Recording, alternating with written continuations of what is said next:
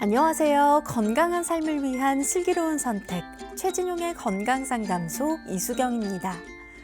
독일의 철학가 쇼펜하우어는 어리석은 일 중에 가장 어리석은 일은 이익을 얻기 위해 건강을 희생하는 것이다 라고 말했습니다. 요즘 사람들 자신의 건강을 잃는지도 모른 채 정말 앞만 보고 정신없이 바쁘게 살곤 하죠. 이 시간을 통해서라도 건강을 챙겨보시면 좋을 것 같습니다. 여러분의 건강 궁금증을 해결해드리는 최진용의 건강상담소, 오늘도 여러분의 건강지킴이 최진용 박사님과 함께합니다. 박사님 안녕하세요. 안녕하세요. 네, 오늘도 역시 유익한 건강정보 가득 기대해 보겠습니다. 최진용의 건강상담소는 여러분의 건강에 대한 궁금증을 직접 들어보고 또 해결을 해드리는데요.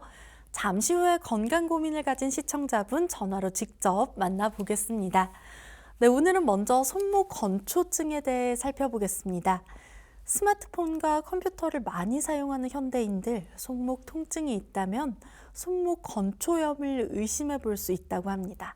박사님, 손목 건초염은 어떤 질환일까요? 일단 그 건초라는 것을 알아야 되는데요. 근육과 뼈를 연결하는 결합 조직을 건인데 이 건을 둘러싸고 있는 것이 건초인데 이 건초에 염증이 생기는 경우를 건초염이라고 합니다. 그래서 손목 건초염이라고 했을 때는 손목을 굽히거나 피거나 쥐어틀거나 옆으로 비틀어 짤 때, 그래서 우리가 수건을 좀 쥐어 짠다든지 이런 경우, 그 다음에 손을 뒤로 앞으로 굽히거나 펼 때 힘든 경우도 이야기하지만, 오늘 이야기하는 이 손목 건초염은 주로 이제 이 엄지손가락과 이 손목을 감싸고 있는 결합 조직인 건초에 염증이 생기는 경우를 손목 건초염이라고 하기 때문에 오늘은 이 손목 건초염, 특히 이제 엄지손에 관계된 손목 건초염에 대해서 말씀을 드리도록 하겠습니다. 네, 그렇군요. 보통 날이 추워지면서 손목 통증 호소하시는 분들 많은데요. 손목에 통증이 나타날 수 있는 이유나 요인이 있을까요? 일단은 어떠한 근육, 특히 이제 손목을 너무 많이 사용하는 경우에 염증이 생길 수가 있습니다. 요즘은 그런데 이제 여성분들, 예전에는 여성분들이 주로 많이 생겼습니다.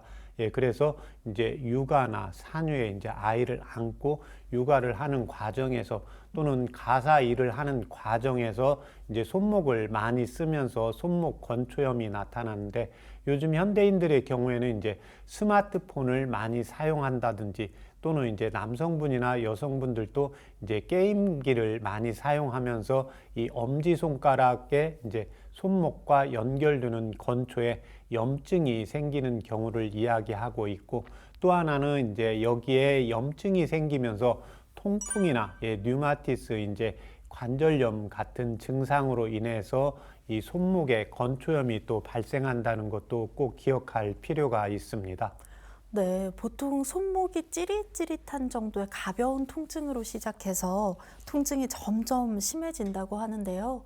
손목 건초염을 스스로 진단할 수 있는 방법이 있을까요? 제가 6가지 증상을 이야기를 할 텐데요. 이 6가지 증상 중에 한 가지 증상만 나타나도 손목 건초염일 확률이 높기 때문에 꼭 전문가의 진단이 필요하다고 보시면 되겠습니다.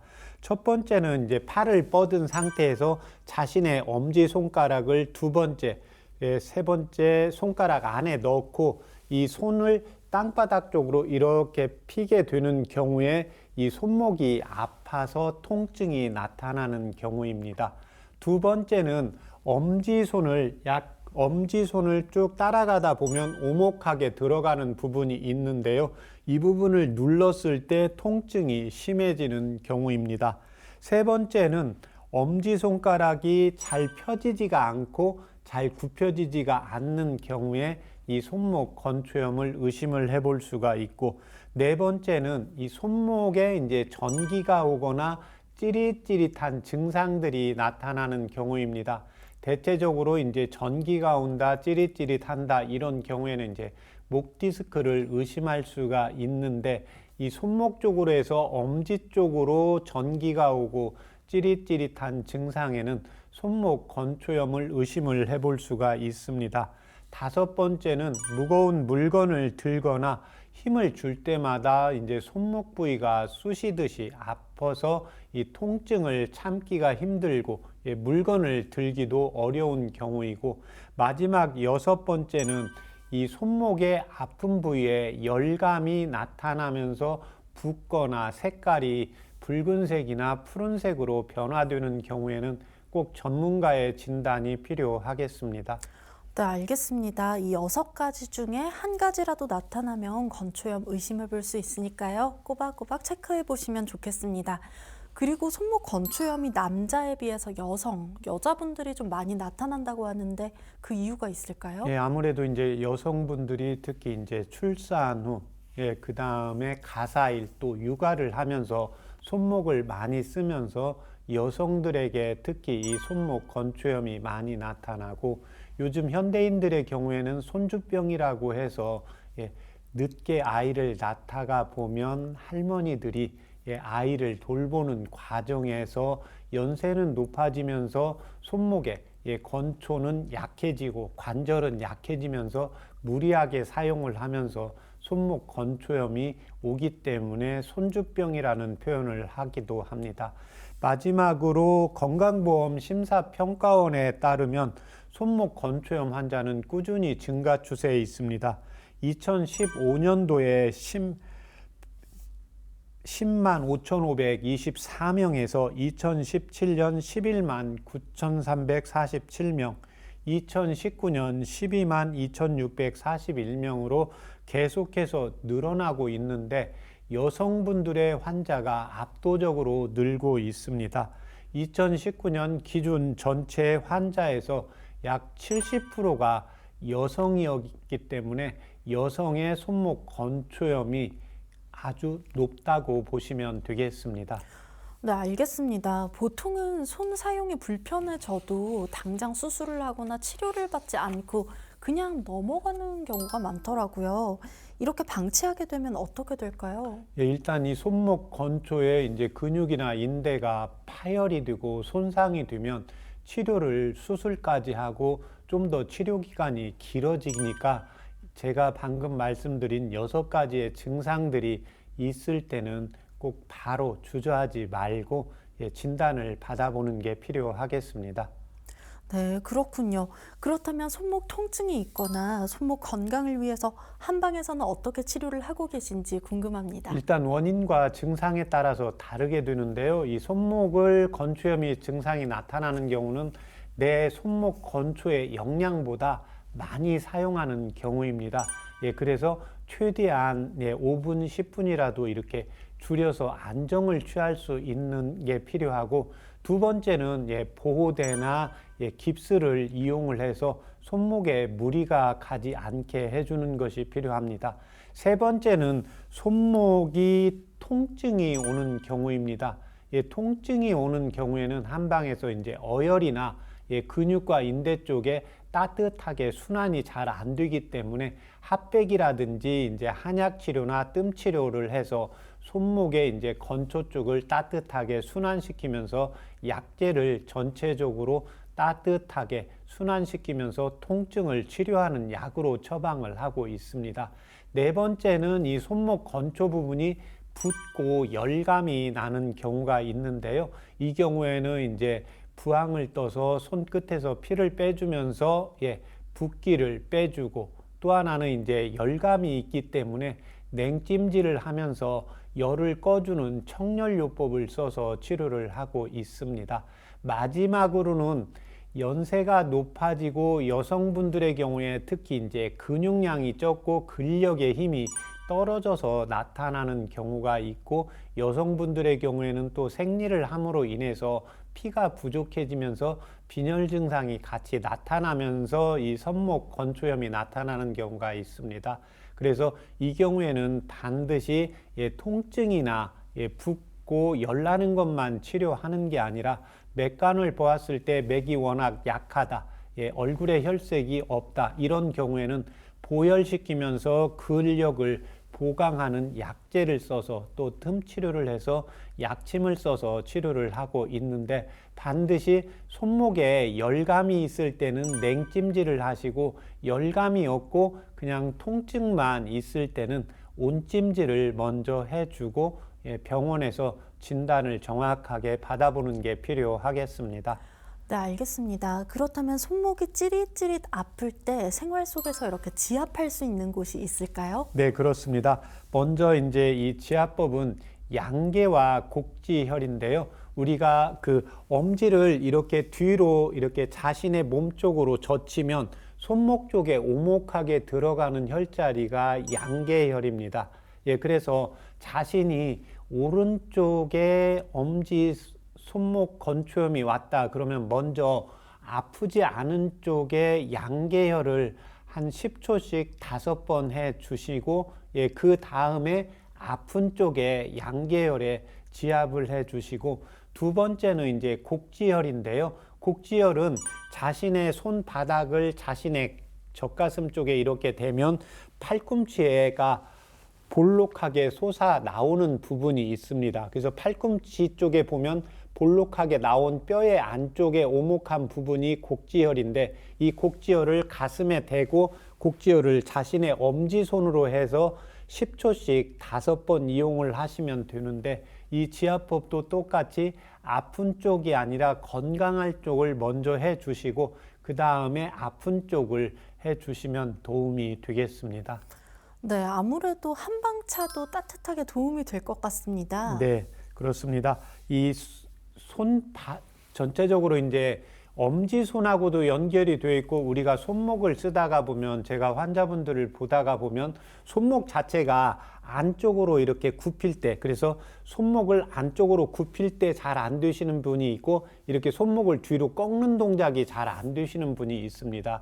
그래서 손목을 안쪽으로 굽히는 동작이 잘 안 되는 경우에는 이 경락 쪽이 심장과 이제 폐경락이기 때문에 이때는 안쪽으로 꺾는 게 잘 안 된다. 이런 경우에는 연자육과 오미자를 차 요법으로 이용을 하시면 되고, 이에 반해서 이제 밖으로 꺾는 작용이 잘 안 된다. 이런 경우에는 강황. 예, 그래서 우리 어깨가 아프다, 팔이 아프다 이랬을 때 강황이라는 한방차를 이용을 하는데, 강황과 감초를 차 요법으로 이용을 하시면 도움이 되겠습니다. 네, 아무래도 이 손목 스트레칭 같은 것처럼 좀 일상생활에서 계속해서 관리를 해주는 게 중요할 것 같은데요. 네. 생활 속 관리 방법은 어떤 게 있을까요? 네, 일단 우리는 제가 이제 이렇게 여기 방송할 때 앉아 있어도 손목을 이렇게 펴고 앉아 있는 경우는 드물거든요. 그렇게 하고 우리가 뭐 글씨를 쓴다고 할 때도 이 주먹을 다 쥐게 되잖아요.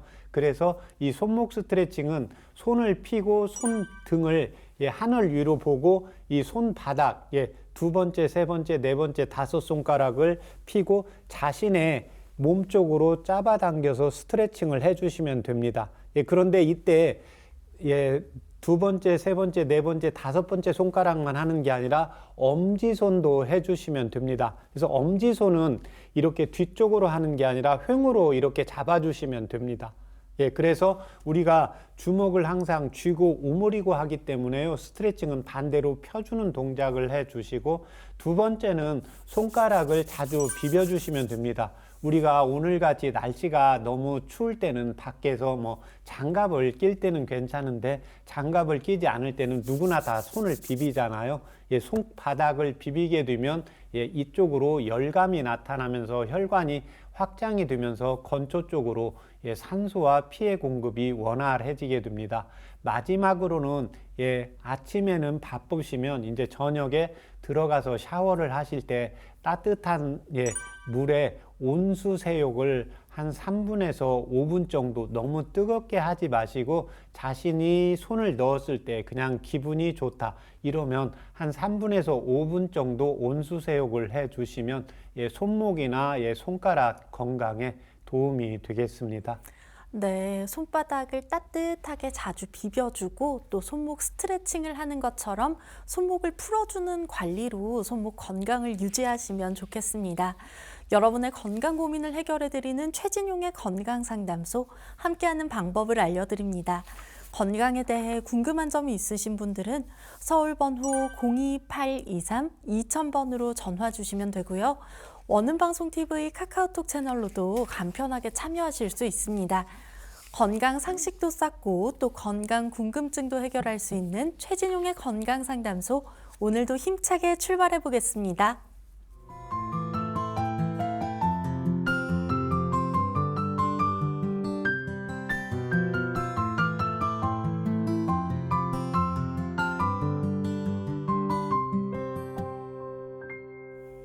건강한 삶을 위한 똑똑한 선택. 최진용의 건강상담소에서는 건강 고민과 질환에 대한 궁금증까지 직접 상담드립니다. 서울 02823-2000번 활짝 열어놓고 있으니까요. 편하게 전화 주시면 되고요. 상담을 신청하실 때는 상담받으실 분의 키, 몸무게, 나이, 그리고 현재 아픈 곳 말씀해 주시면 보다 자세하게 상담 도와드릴 수 있습니다. 오늘도 많은 문의가 계속해서 들어오고 있습니다. 건강 고민 가지신 시청자분 바로 만나보겠습니다. 여보세요? 네, 여보세요? 여보세요? 네, 아버님 반갑습니다. 안녕하세요. 감사합니다. 네, 요즘 추운데 잘 지내고 계시죠? 오늘 본인 상담 예. 때문에 연락 주셨나요? 예, 예. 아버님 올해 연세 어떻게 되실까요? 지금 76입니다. 네, 그리고 키와 몸무게도 함께 여쭙겠습니다. 168.3, 네. 70kg. 네, 좋습니다. 지금 말씀해주신 부분 박사님 함께 듣고 계시거든요. 예, 예. 네, 어디가 궁금하셨는지 지금 바로 상담 도와드리겠습니다. 예, 감사합니다. 안녕하십니까? 예, 안녕하세요. 네, 불편하신데 말씀해 주세요. 예, 저는 다름이 아니고 눈 때문에 전화를 드렸는데요. 예, 눈이 이렇게 짜부라들어요. 예, 근데 이제 눈물이 생산이 안 된다고 그러는데, 예, 그래서 그런다는데, 그래서 지금 망막이 떨어져 가지고 수술을 하고 그 안에다가 지금 이제 안 붙하고 다시 실리콘 오일을 넣어놨어요. 예, 그런데 이제 안압이 올라가야 그 수술을 해서 그걸 빼내야 되는데 예, 지금 안압이 눈물이 생산이 안 돼가지고 눈에 이제 안에 눈물이 차야 되는데 예, 그러지를 못하니까 안압이 안 올라요. 그런 게 지금 수술을 못 하고 있어요. 예. 지금 현재 어느 쪽 눈 수술을 하신 겁니까? 저는 지금 오른쪽은 의안이고 왼쪽 한쪽만 있어요. 왼쪽 눈이 그래요. 예. 지금 이제 한방에서 볼 때는 이 눈은 간장의 에너지와도 이제 연관이 되어 있거든요. 예. 예, 예. 그래서 병원에서 뭐 건강검진 했을 때 특별히 뭐 다른 혈압약이나 뭐 간에 이런 관계된 뭐 증상 진단 받은 거 있습니까? 예, 어제 가서 이제 검진을 받았거든요. 네, 그런데 이제 지금 혈압약은 현재 먹고 있어요. 네, 혈압약은 먹고 있는데 지금 심장이 약간 기능이 떨어졌다고 소리를 하더라고요. 예, 다른 것은 다 정상이고 예, 피 검사나 모든 것에 있어서는 전체적으로 초음파도 해봤는데 초음파 해봐도 뭐 모든 것이 다 정상이고 예, 심장만 제 기능이 조금 떨어졌다고 그래요. 예. 그럼 뭐 간 수치나 간에 대한 어떤 뭐 질병은 앓고 있던 적은 없고요? 그런 건 없고 이제 비형간염이 좀 있었어요. 예, 그래서 이제 파라코드 약을 먹었었는데 예. 먹었어요. 그래서 지금 괜찮아요. 아, 지금은 이제 B형 간염은 완치 받았습니까? 완치는 아직 안 됐나 봐요. 예, 근데 복균자라고 그래요. 복균자. 예. 여기 지금 B형 간염 복균자이기 때문에 이 경우에는 한의원에서 진맥을 해야 이제 이 차요법을 말씀드릴 수가 있거든요. 예. 그래서 근데 예, 한의원에서도 네. 제가 한약을 많이 먹었거든요. 네네. 뭐 용돈약도 먹어보고 뭐 여러 가지 그 약을 먹었었어요. 네네. 근데 뭐 아무런 이상이 없더라고요. 네. 지금 뭐 병원에서 따로 한약 뭐 먹지 말라 그런 이야기는 안 들었고요. 그런 얘기는 없어요. 예. 지금 심장약은 따로 복용하고 있습니까? 그런 건 없어요. 네. 화장실 그런 대변은 매일 잘 보세요. 예, 대변은 날마다 잘 봐야 하루에 한 번씩. 예, 소화는요? 소화는 잘 되고요. 잘 되고요. 예. 예. 지금 일단은 그 이제 한쪽이 의안이시고 연세가 이제 76세고 예, 그다음에 이제 간염 이제 보균자이기 때문에 어찌 되었든 그 간에서 한방에서 동의보감에 눈에 보면 그 간의 기능 자체가 이제 눈 쪽으로 영양 공급을 같이 가져야 됩니다. 예, 그래서 이 경우는 현재 이제 한쪽 눈이 의안이 있고, 예, 망막을 이제 수술을 했는데, 이 경우에 이제 눈물이 충분히 생성이 되어야 되고, 압이 어느 정도 올라가야 된다는 것은 결국 심장에 이제 펌프에 의해서 피 공급이 예, 맥락막을 통해서 공급이 되어야 됩니다. 그래서 영양분과 이제 산소 공급이 잘 되어야 되는데, 연세가 있기 때문에 기본적으로 제가 전에 여러 번 말씀드렸는데 50세가 지나면 그래서 60대가 되면 간장과 쓸개, 담낭의 기능이 떨어지고 예, 그 다음에 이제 70세가 됐다는 것은 심장과 이제 소장 기능이 약해져 있는 경우입니다. 그래서 심장의 이제 기능도 떨어져 있기 때문에 심장과 간을 보충을 하고 예, 그 다음에 이제 수술을 하고 수술을 했을 때 원기를 회복해 주는 예, 그래서 한방에서 우리가 소나무 그 나무가 이렇게 꺾어졌을 때 다시 진이 나오게 하는 이러한 약재의 개념으로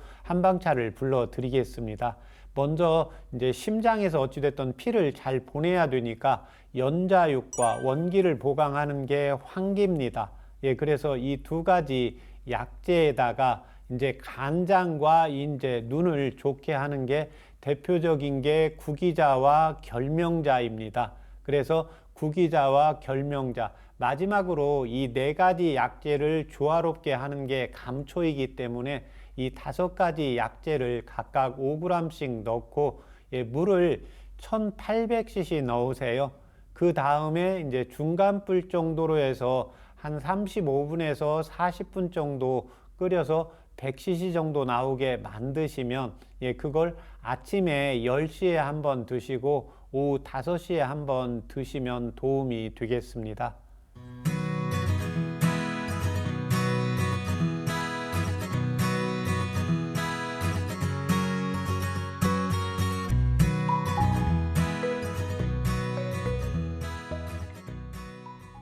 네, 오늘 전화 주셔서 감사드립니다.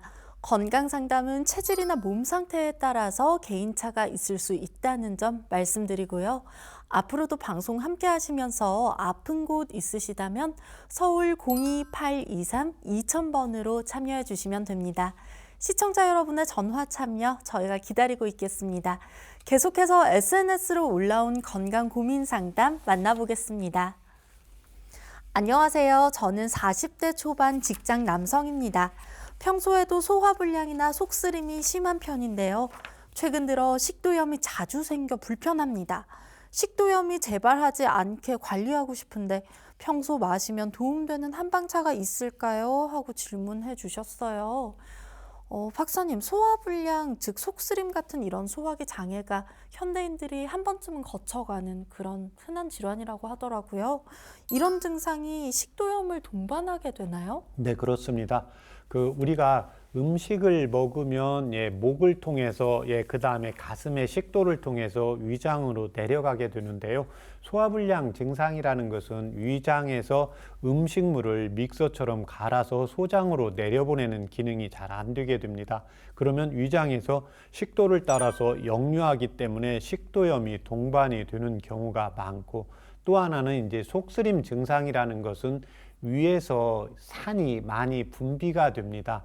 예, 그런데 산이 너무 많이 분비가 되게 되면 예, 식도 괄약근이 약해지면서 식도 쪽으로 역류하게 됩니다. 이 경우를 이제 위식도 역류 질환이라고 하는데, 이 경우에는 이제 산이 식도 쪽으로 역류하게 되면 가슴이 타는 듯이 아프고 열감이 느껴지고 통증이 아주 심해지게 됩니다. 그래서 소화불량이라든지 속쓰림 증상이 나타나는 경우에는 식도염을 동반하는 경우가 80% 이상에서 나타나고 있습니다. 네, 그렇군요. 보통 이 식도염을 그냥 넘기는 분들이 참 많으신데 한방에서는 이 식도염 어떻게 치료하고 있나요? 예, 이 식도염은 이제 원인이 여러 가지가 있는데 그 중에 이제 대표적인 게 첫 번째가 위장에서 소화불량 증상이 나타나게 됩니다.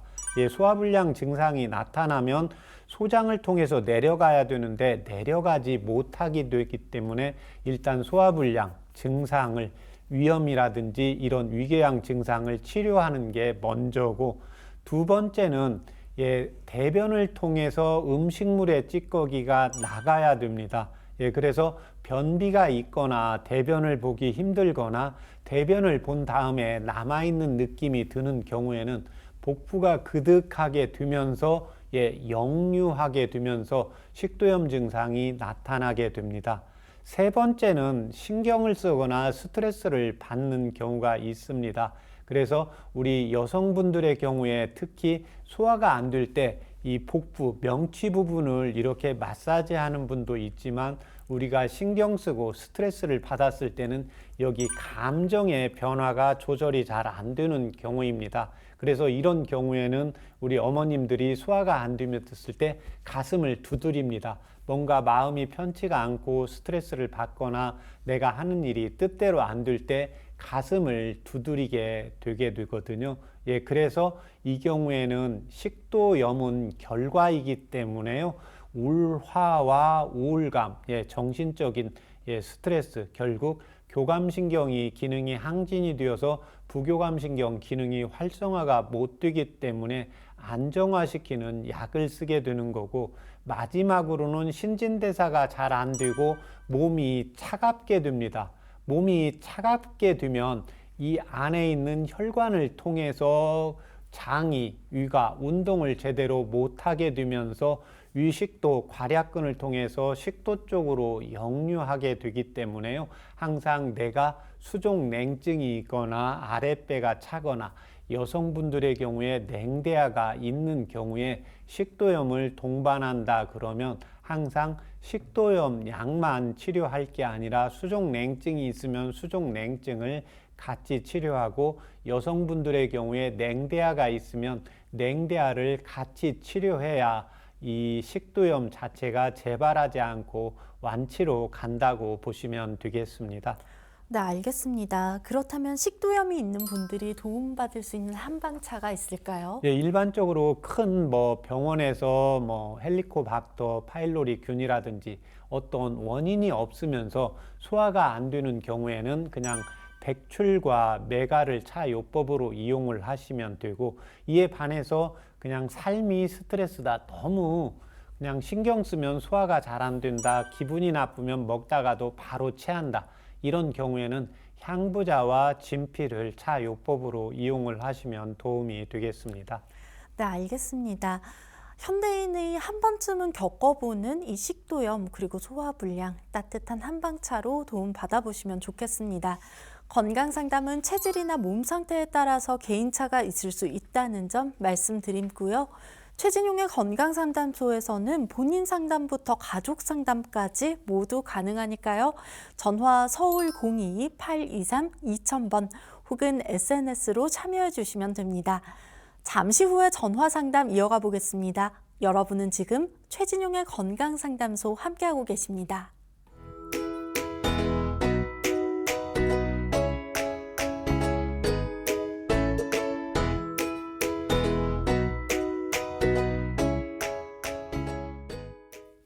알고 먹으면 더 도움되는 식재료를 살펴보는 슬기로운 건강 밥상입니다. 오늘 살펴볼 식재료는 이불 안에서 까먹으면 참 좋은 감귤입니다. 비타민의 황제라 불릴 만큼 참 비타민의 보고라고도 할 수 있는 감귤은 새콤달콤한 맛이 일품인데요. 박사님, 동의보감에도 이 감귤의 효능이 기재되어 있나요? 네, 그렇습니다. 그 동의보감에는 귤이라고 나와 있고, 특히 한의원에서 약재로 쓰는 것은 귤피를 약재로 많이 쓰게 됩니다. 그래서 이 귤은 성질은 좀 차고 맛은 달면서 신맛이 나고 독은 없습니다.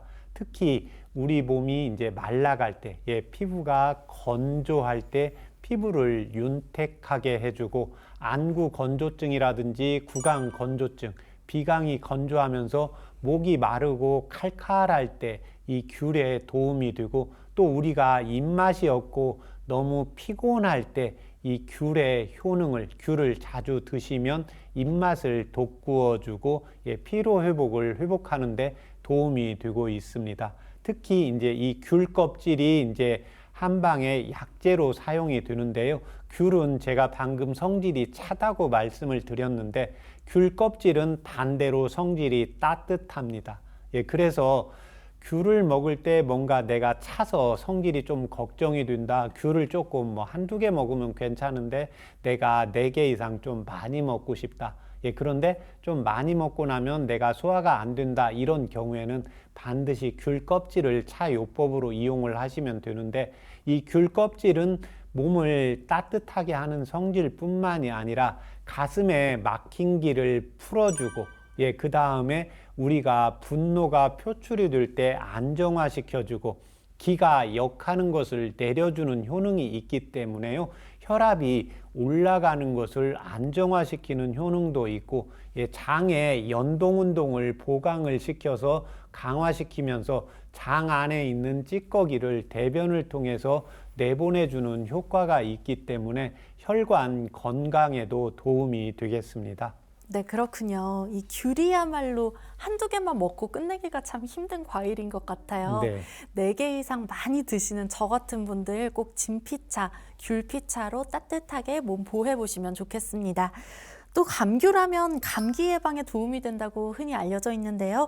면역력 강화에 도움된다는 게 사실일까요? 네, 그렇습니다. 이 귤에는 이제 피로 회복을 돕는 구연산이 많이 함유가 되어 있어서 피로 회복은 우리 몸의 이제 면역력을 보강하는 효능이 있고 또 비타민 C의 보고이고 너무 비타민 C가 풍부하게 들어 있기 때문에요. 내 몸에 이제 감기를 예방하면서 이제 면역력을 증강시키는 효능도 있습니다. 네, 말씀 주신 것처럼 이렇게 비타민 C가 풍부해서 피부 미용에도 참 좋을 것 같은데요. 칼슘과 철분 흡수를 돕는다는 좋은 효과도 있다고 들었습니다. 네, 맞습니다. 특히 우리가 비타민 C는 약간 새콤한 맛이거든요. 새콤한 맛은 뭔가 빨아들이는 효능이 있고 우리가 매콤한 것을 먹게 되면 열감이 나고 땀이 나는 증상이 있잖아요. 그래서 제가 전에 이제 오미로 자신의 이제 체질을 감별하는 방법 또는 내 맛의 이제 속성에 따라서 그래서 우리가 스트레스를 받거나 우라 증상이 있을 때는 매콤한 식당에 많이 음식을 먹게 되고 그 다음에 내가 진액이 보충을 하고 뭔가 땀을 많이 흘렸을 때는 새콤한 음식을 먹게 되거든요. 그래서 이 칼슘과 철분을 흡수하는 능력이 이 감귤에 아주 효능이 좋고 그렇기 때문에 철분을 흡수를 하면서 강화시키는 효능이 있기 때문에 여성분들이 생리 중에 이제 빈혈 증상이 좀 나타난다 하는 경우에 도움이 되고 또 뼈를 튼튼하고 강하게 하는 역할도 있기 때문에 연세가 드시면서 골다공증을 있는 경우에는 우리가 칼슘제라든지 또는 우유를 섭취하면서 이 감귤을 조금씩 섭취해주면 좀 더 철분을 또 칼슘을 빨아들이는 힘이 훨씬 배가가 된다고 보시면 되겠습니다. 네, 그렇군요. 이 감귤 하면 꼭 껍질을 까서 그 하얀색 속껍질까지 다 떼고 드시는 분들이 생각보다 많습니다. 그런데 이 껍질 안쪽에 하얀 부분 그리고 속껍질에 식이섬유가 참 풍부하다고요? 네, 그렇습니다. 이 펙틴과 식이섬유가 충분히 들어있기 때문에요. 장의 연동운동을 강화시키고 그래서 이제 변비가 있거나 혈관의 건강이 잘 안 되시는 분들, 고지혈증이나 이제 당뇨나 고혈압이 있는 분들에게 도움이 되고 특히 한의학의 본초서인 본초 강목에 보면 귤 껍질, 귤의 하얀 부분은 우리 위장관의 비위를 보강하는 효능이 있습니다.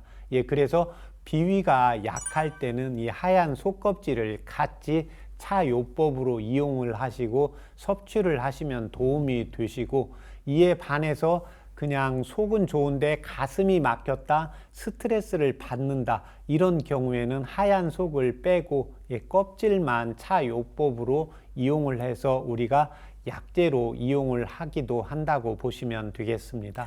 네, 그렇군요. 이 귤을 아까 말했다시피 좀 한 바구니를 금세 먹곤 하잖아요. 네. 과다한 섭취가 좋지 않을까 좀 두려워지는데요. 네, 예, 맞습니다. 귤을 너무 많이 섭취하는 경우에는 이제 가래가 생길 수가 있습니다. 예, 그런데 귤의 성질은 차다고 했잖아요. 그런데 귤은 동의보감에 보면 단맛과 신맛이 양존한다고 되어 있습니다. 그런데 우리가 귤을 먹을 때 어떤 귤은 좀 더 단맛이 강한 귤이 있고 신맛이 강한 귤이 있습니다. 예, 그래서 귤을 좀 많이 먹을 때 가래가 좀 걱정이 된다. 예, 이런 경우에는 신맛의 귤보다는 단맛의 귤을 섭취를 하시는 게 도움이 됩니다. 그런데 자신의 오장육부의 기호에 따라서 나는 김치를 먹어도, 제가 비유할 때 신김치를 먹으면 맛이 좋은 사람이 있고, 어떤 분은 조금만 김치가 신맛이 나도 젓가락이 잘 안 가는 경우가 있거든요. 예, 그래서 신맛이 자기가 잘 즐겨 찾는다, 이런 경우에는 귤을 조금 더 복용을 해도 괜찮습니다. 그렇지만 나는 신 거 먹으면 그냥 인상이 좀 찡그려져, 이런 경우에는 귤 중에서 이제 단맛이 나는 귤을 조금 더 섭취하면 많이 먹어도 부작용이 나는 증상들이 없어질 거고, 특히 이 단맛이 나는 귤은 기관지를 촉촉하게 해주고 폐를 보폐시킨다고 적고 있습니다. 또 하나, 이 귤을 먹는 게 많이 먹어야 되는데, 이렇게 젊은 분들 요즘 귤이 또 적은 것은 한 4개 정도 가지고는 입가심이 또 안 되는 경우가 있거든요. 그래서 이런 경우에는 이제 귤 껍질을 차로 이렇게 끓여 놓고 귤 먹고 차 먹고 귤 먹고 차 드시고 하시면 도움이 되겠습니다. 네, 이렇게 맛있고 비타민도 풍부한 귤을 건강하게 섭취하는 방법이 또 있을까요? 네, 그렇습니다. 이 귤은 성질이 좀 차기 때문에 내가 소양인 체질이다, 태양인 체질이다, 열이 많은 체질이다, 이런 경우에는 시원하게 복용을 하고 섭취를 해도 되겠습니다. 그렇지만 노약자이거나 내가 소음인, 태음인, 음체질의 경우에는 귤을 살짝 데쳐서 구워서 섭취를 하시면 도움이 되겠습니다. 네, 이렇게 지금까지 슬기로운 건강밥상에서는 감귤에 대해 살펴봤는데요. 제철 감귤로 건강을 챙겨보시기 바랍니다. 앞으로도 궁금한 식재료나 자신의 체질에 맞는 식재료가 알고 싶다면 원음방송TV 카카오톡 채널로 문의해 주시면 되고요. 잠시 후에 여러분의 건강을 챙겨드리는 건강상담소가 이어집니다.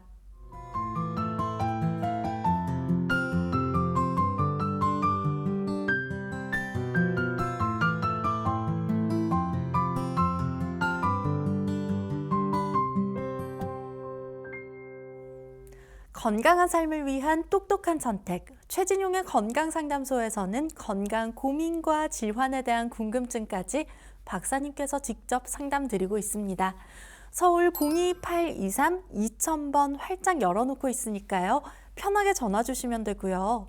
저희는 계속해서 시청자분 만나서 상담 이어가 보겠습니다. 여보세요? 네, 여보세요? 네, 안녕하세요. 반갑습니다. 네, 안녕하세요. 네. 네, 오늘 본인 상담으로 전화 주셨을까요? 네네. 네, 혹시 나이가 어떻게 되실까요? 지금 42살이요. 네, 알겠습니다. 그리고 키와 몸무게도 여쭈어도 괜찮을까요? 네, 저 168에 50이요. 네, 감사합니다. 지금 말씀해주신 부분 박사님 함께 듣고 계셨거든요. 네. 네, 어떤 부분이 궁금하셨는지 바로 상담 도와드리겠습니다. 네. 안녕하십니까? 네, 안녕하세요. 불편하신데 말씀해 주세요. 네. 요즘 최근 들어서 소화가 잘 안 되고, 소화가 안 되면서 이제 위로도 토도 나오고 화장실도 같이 가고 막 이러거든요. 예. 네. 그래서 갑자기 최근에 부쩍 이런 증상들이 많이 나타나가지고 예. 네, 궁금해서 전화 한번 드려봤어요. 그러면 소화가 잘 안 되면서 토하기도 하고 이제 화장실 네. 설사 증상도 같이 나타납니까? 네네네네. 예. 이게 언제부터 좀 나타난 겁니까? 올해 들어서 자주 그랬던 것 같아요. 이거 네. 혹시 내과에서 진찰 받으셨어요? 아니요, 그냥 예. 약국에서 상비약 처방 받아서 먹고 네. 그러면 조금 괜찮아지고 예. 또 그러면 이제 조금 있다가 또 그러고 그랬더라고요. 예. 이제 대체적으로 이제 42살인데 일반적으로 이제 겨울에는 네. 우리가 음식물을 먹어도 토하는 것보다는 봄, 여름에는 토하는 증상이 좀 있을 수가 있는데 가을, 네. 겨울에는 토하는 증상보다 이제 설사하는 증상이 많거든요. 그러니까 아, 네. 음식물을 조금 많이 먹었을 때 이 증상이 나타나는 겁니까? 최근에는 그냥 평소대로 먹었는데 예. 그러더라고요. 예. 그래서 저도 조금 궁금해가지고 예. 건강검진은 정기적으로 받으세요? 아니요. 건강검진 거의 받아본 적 없으시고요? 아니요, 받아보긴 했어요. 한 2, 3년 전에. 2, 3년 전에요? 예. 네네네. 예, 그때는 특별한 뭐 증상은 없었고요? 위에 조금 염증 있다고 소견은 나오긴 했는데 예. 뭐 그렇게 심하지는 않다고 얘기해 주시긴 하셨어요. 예.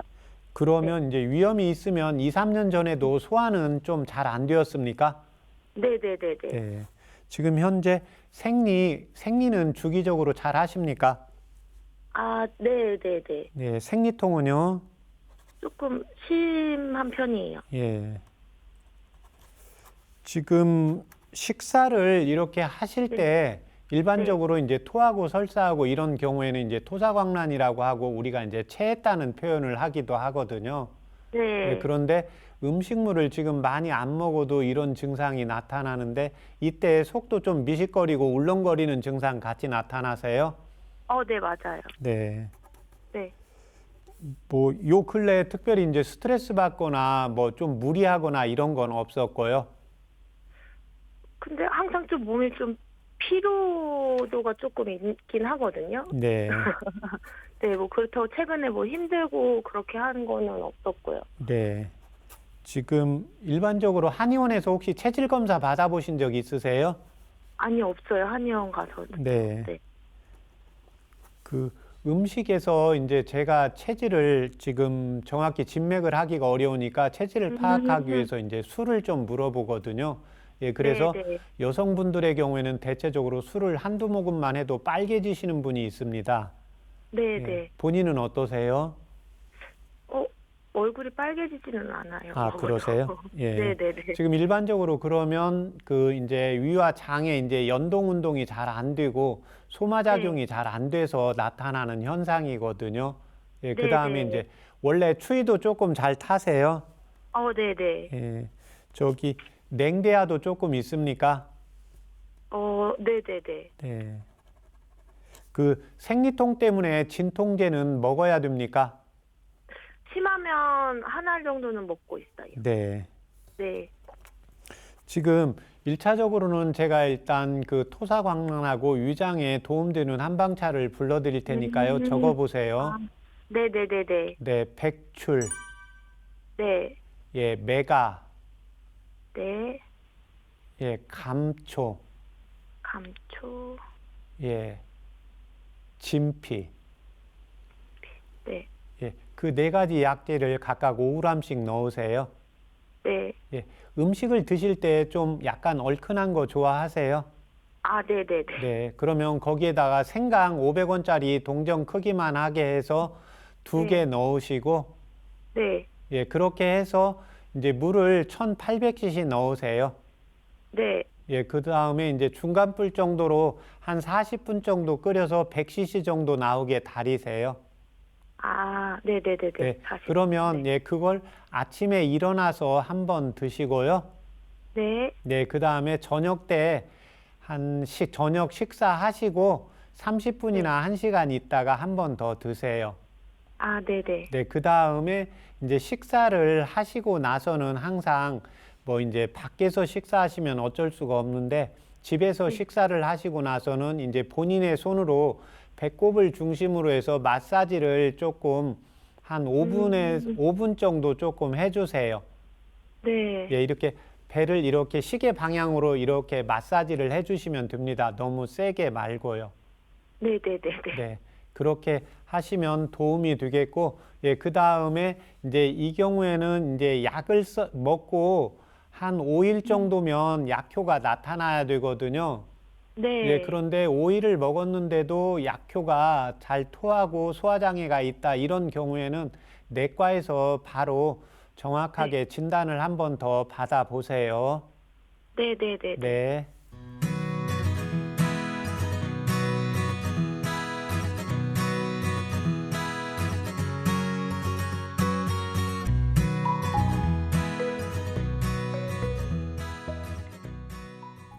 네, 오늘 전화 주셔서 감사드리고요. 따뜻한 한방차로 건강에 도움받아 보시면 좋겠습니다. 건강 상담은 체질이나 개인 상황 따라서 개인차가 있을 수 있다는 점 말씀드립니다. 오늘은 설사와 토하는 증상을 동반하는 소화불량, 즉 토사광란에 대해서 상담을 드렸는데요. 박사님, 이렇게 소화불량으로 설사와 토하는 증상을 계속 겸하게 되면 굉장히 괴로울 것 같은데 이것을 동반하는 이유가 무엇일까요? 일단은 이제 음식이 내 체질에 맞지 않는 경우가 있고, 두 번째는 음식을 과식하는 경우입니다. 예, 그런데 여기서 과식이라는 것은 내가 배고프지 않은데 음식을 먹는 경우가 있고, 내가 양이 찼는데 거기서 한 수저, 두 수저 더 먹으면 그게 과식이라고 보시면 되겠습니다.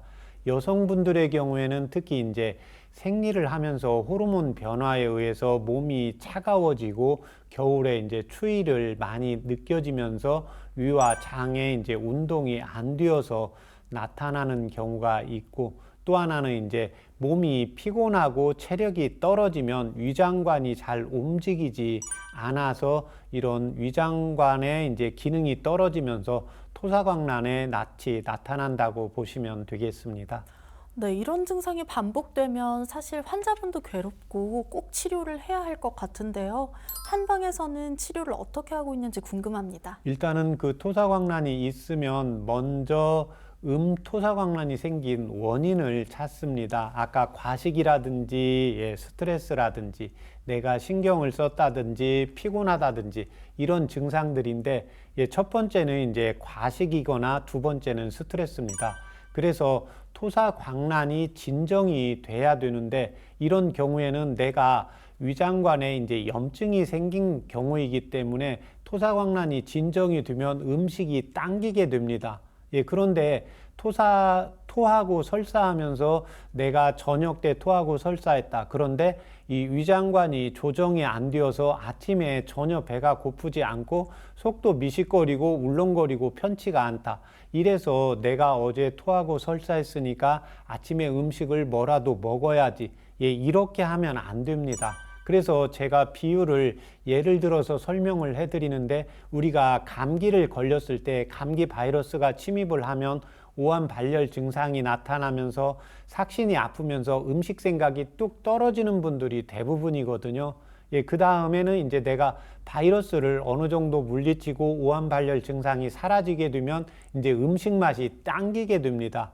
그래서 이 음식 맛이 당길 때 그 다음에 음식 섭취를 해줘야 되는 게 필요하기 때문에 그 원인에 따른 결과에 대한 내 몸의 이제 위장관의 상태를 잘 조절을 해 주는 것이 필요하고, 또 이 토사광란이 다른 질병에 의해서도 올 수가 있기 때문에 보통 이 경우에는 이제 3일 정도, 길게 가면 이제 5일 정도 했을 때 토사가 멈춰야 되는데 5일 이상 지속이 된다. 이런 경우에는 꼭 병원에서 정확하게 진단을 받아보는 게 필요하겠습니다. 네, 알겠습니다. 방송 함께 하시면서 건강 궁금증이 있거나 아픈 곳 있으시다면 서울 02823-2000번으로 연락 주시면 되고요. 계속해서 저희는 SNS로 올라온 건강 고민 상담 함께 살펴보겠습니다. 안녕하세요. 저는 30대 중반 직장 남성입니다. 담배도 안 피고 식사 후에 양치질을 열심히 하는데도 구취가 심합니다. 구취가 내과 질환으로 인해서 생길 수도 있다고 해서 걱정되는데요. 구취가 해결에 도움되는 한방차나 생활 속 관리법이 있는지 궁금합니다 하고 질문 주셨어요. 박사님, 이 입냄새나 구취가 아무리 양치를 깨끗하게 해도 질환 때문에 생길 수 있다고 하는데요. 입냄새를 유발하는 질환이 있을까요? 예, 입냄새는 기본적으로 내가 아무리 깨끗이 한다고 해도 입 내에 기본적으로 이제 박테리아에 의해서 이제 발생하는 경우가 있습니다. 그래서 이 경우에는 이제 치과 질환, 잇몸에 염증이 있거나 치과에 이제 치아에 이제 문제가 있는 경우가 하나가 있고, 두 번째는 이제 인후입니다. 편도에 염증이 있거나 편도에 이제 결석이 있는 경우. 세 번째는 이제 위장관 기능이 약하기 때문에 위에서 이제 식도를 통해서 입으로 역류하면서 이제 입냄새가 나타납니다. 그래서 우리가 음식을 먹고 또 우리가 이제 마늘, 김치를 먹고 먹고 트림을 하면 옆 친구가 이 냄새가 좀 역겹다 이런 표현을 하게 되잖아요. 그래서 위식도 역류 질환이 있는 분들이 이제 구취가 또 많이 나타나고, 또 하나는 이제 간장의 어떤 질환이라든지 콩팥의 질환이라든지 신우에 염증이 있다든지, 마지막으로 이제 당뇨가 있어도 이 구취 증상이 나타날 수가 있기 때문에 기본적으로 양치를 잘 한다. 또 하나 치아라든지 잇몸에는 크게 문제가 없다. 이런 경우에는 이제 내과적으로 진단을 받아보는 게 필요하겠습니다. 네, 그렇다면 큰 원인이 없는 경우에 계속 구취가 나올 때 도움되는 한방차가 있는지 궁금합니다. 예, 그래서 질병이 있는 경우에는 반드시 이제 질병을 치료를 해야 되겠고요. 이제 원인이 잘 모르겠다. 특별히 내과적으로도 진단을 받았는데 이제 이상이 없다. 이런 경우에는 이제 추위를 타는 음체질, 더위를 타는 이제 양체질인데요. 열이 많은 체질은 열이 있는 경우에 특히 냄새가 많이 올라온다고 보시면 됩니다. 이런 경우에는 이제 갈근과 승마를 차요법으로 이용을 하시면 되고, 이에 반해서 대체적으로 추위를 타는 분들은 냄새가 많이 올라오지 않는 경우입니다. 그래서 이런 경우에 추위를 타는 음체질의 경우에는 입냄새의 원인이 좀 더 깊고 치료 기간을 조금 더 3개월 이상 오래 잡는 게 필요하는데, 이 경우에는 이제 익지인과 감초를 차요법으로 이용을 하시면 도움이 되겠습니다. 네, 그리고 입냄새 때문에 고민하시는 분들이 생활 속에서 관리할 수 있는 어떤 특별한 방법이 있을까요? 일단 기본적인 게 일단 양치를 잘 해야 되잖아요. 그런데 양치를 잘해도 잇몸에 계속 염증이 있다, 이런 것은 잇몸의 문제가 아니고 내 몸의 상태인데요. 특히 위와 장의 상태가 하나가 있고, 두 번째는 대변의 상태고, 마지막 세 번째는 스트레스입니다. 그래서 스트레스를 받을 때는 우리가 그냥 억울하고 짜증이 나고 분노가 표출이 되기 때문에 기가 내려가는 게 아니라 기가 상부로 역하게 됩니다. 그래서 분노가 나면 얼굴에 분노의 표현이 이글거리고 얼굴이 푸르락 불그락 하면서 인후를 타고 목 쪽으로 올라오게 됩니다. 그래서 이런 경우에는 이제 스트레스를 조절을 하는 치료를 받는 게 필요하고, 위장관에서 음식을 과하게 먹는 경우입니다. 과하다는 것은 배부르다는 겁니다.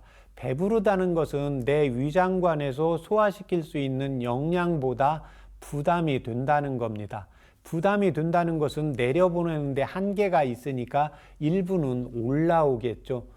그런데 위장관에는 염산이 같이 있는데 이 산이 식도를 타고 올라오게 되면 당연히 구강에 이제 염증이 생기기도 하고 냄새가 조금 더 심해진다고 보시면 되고, 마지막으로 제일 중요한 게 대변입니다. 제가 환자분들 전화 상담할 때도 항상 어떠한 질병에 관계없이 소화가 잘 되는지 또 대변이 잘 보는지를 묻잖아요. 그래서 우리가 먹은 음식물의 찌꺼기는 대변으로 나가야 되는데 나이가 들어가면서 신진대사가 잘 안 되고 장의 연동 운동이 잘 안 되고 복부 비만으로 복부가 차가워지면서 장의 기능이 떨어지면서 대변이 잘 안 나가고 여성분들의 경우에는 이제 생리를 하면서 호르몬 변화에 의해서 여성분들은 매일 변을 보는 경우가 적기 때문에 여성분들은 대부분 이제 변에 대한 것을 묻는 것도 별로 안 좋아하시고 이야기를 잘 안 하려고 하는데 꼭 병원에 가서는 특히 한의원에서는 변이 있다, 변이 시원치 않다 이런 경우에는 꼭 이야기를 해야 됩니다. 그래서 제가 항상 그 입냄새 때문에 진료를 받으러 오는 환자분들한테도 꼭 제가 여성분들은 뭐